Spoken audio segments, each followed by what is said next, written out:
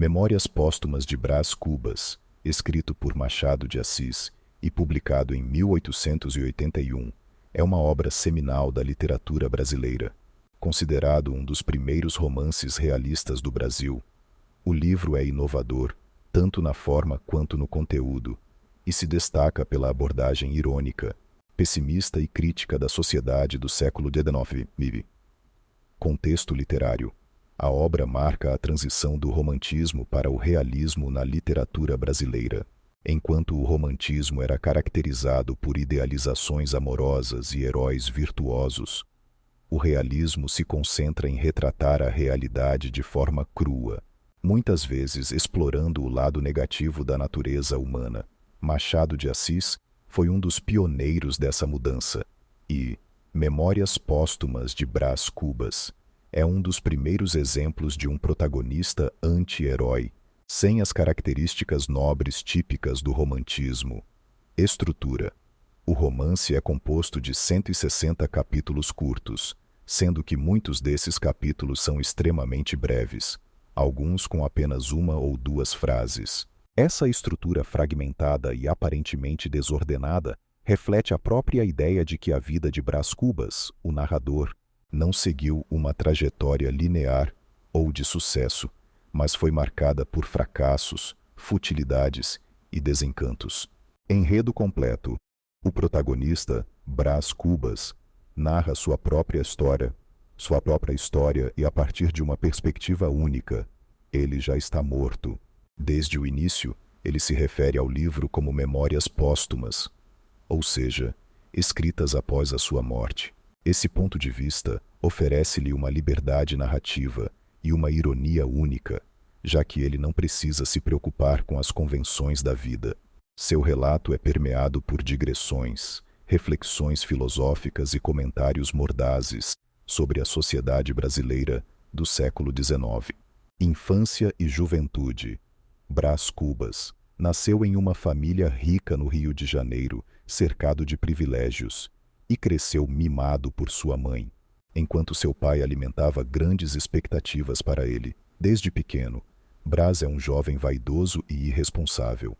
Ele recebe uma educação superficial e, mais tarde, é enviado a Coimbra, em Portugal, para completar seus estudos. Lá, ele se envolve em futilidades, não se destaca nos estudos e retorna ao Brasil sem realizar nada de notável. Primeiros amores. Na juventude, Brás Cubas tem seu primeiro amor frustrado com Marcela, uma cortesã por quem ele se apaixona perdidamente. Ele gasta uma fortuna com ela, acreditando que ela o amava, mas logo descobre que seu interesse era meramente material. Esse relacionamento é o primeiro de uma série de desilusões amorosas e pessoais que Brás experimenta ao longo de sua vida. Tentativa de carreira política e Virgília. Após retornar de Coimbra, Brás Cubas tenta se envolver na política, incentivado por seu pai. Durante esse período, ele é cortejado para se casar com Virgília, uma jovem ambiciosa de uma família influente. Contudo, Virgília acaba casando-se com Lobo Neves, um político promissor. Mesmo assim, Brás Cubas e Virgília começam um relacionamento adúltero que se torna um dos momentos mais marcantes da vida de Brás. Eles mantêm esse caso amoroso por anos, encontrando-se secretamente na casa de um amigo cúmplice, Eugênia, mas o relacionamento eventualmente perde o entusiasmo e acaba. O casamento de Virgília continua e Brás segue sua vida sem grandes realizações, fracassos e a invenção do emplastro. Ao longo da vida, Brás Cubas continua a flertar com a ideia de deixar um legado grandioso. Sua grande ambição é inventar um remédio revolucionário, o emplastro Brás Cubas, que curaria todas as doenças da humanidade. Ele acredita que sua invenção o tornaria famoso, mas essa ideia acaba sendo mais um dos seus muitos fracassos. A ironia maior é que Brás Cubas morre antes mesmo de concretizar essa invenção, o que simboliza a futilidade de sua vida e de suas ambições. Relacionamentos familiares e últimos dias. Ao longo de suas memórias, Brás Cubas reflete sobre sua relação com seus pais, especialmente com seu pai.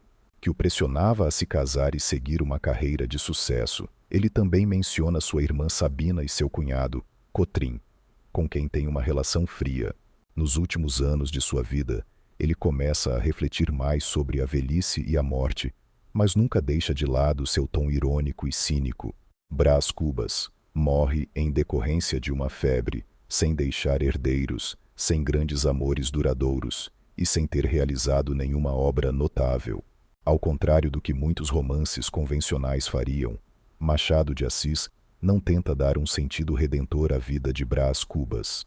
Pelo contrário, sua morte é o ponto final de uma vida marcada por futilidade e fracasso.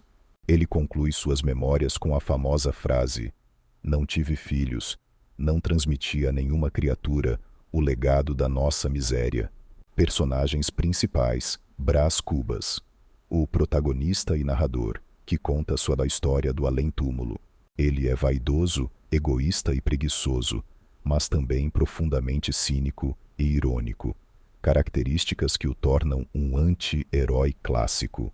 Virgília, o grande amor de Brás Cubas, casada com Lobo Neves.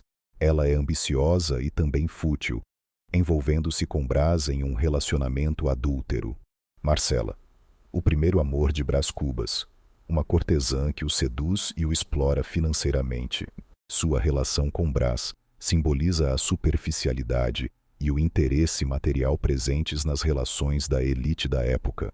Lobo Neves, marido de Virgília e político influente. Ele é um personagem distante, mas sua presença é importante para delinear o relacionamento adúltero entre Virgília e Brás. Sabina, irmã de Brás Cubas, casada com Cotrim. Sua relação com Brás é formal e distanciada, sem grande afeição. Cotrim, cunhado de Brás Cubas, com quem o protagonista mantém uma relação fria e sem maiores conflitos. Quincas Borba, amigo de Brás Cubas, filósofo que cria a teoria do humanitismo, uma visão cínica e egoísta do mundo, que reflete muitos dos valores criticados no livro. Quincas Borba aparece em outras obras de Machado, tornando-se um dos personagens mais icônicos do autor. Temas e análise: a futilidade da vida, o fracasso de Brás Cubas em todos os aspectos de sua vida, pessoal, profissional e amorosa, reflete a ideia de que a vida é fútil e sem sentido.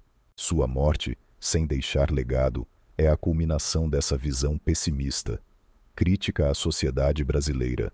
Machado de Assis usa Brás Cubas e sua história para criticar a elite brasileira do século XIX. A futilidade, o egoísmo, a corrupção e a superficialidade das relações sociais são temas centrais no livro. Ironia e humor. O tom irônico e sarcástico de Brás Cubas é uma das características mais marcantes da obra. Ele critica a si mesmo e a sociedade ao seu redor, mas faz isso de forma leve, quase como se zombasse da condição humana. A morte.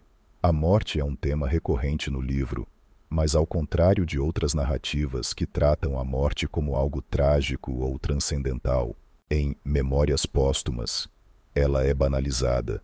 Brás Cubas narra a própria morte com desprezo, como se fosse apenas mais um evento cotidiano.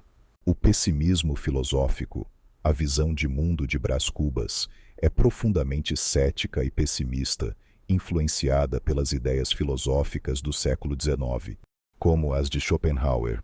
Brás vê a vida como uma busca inútil por glória e prazer, sempre fadada ao fracasso. Conclusão: Memórias Póstumas de Brás Cubas é uma obra de profunda complexidade que aborda temas universais como a morte, o fracasso e a futilidade da existência humana, ao mesmo tempo em que oferece uma crítica afiada à sociedade brasileira do século XIX.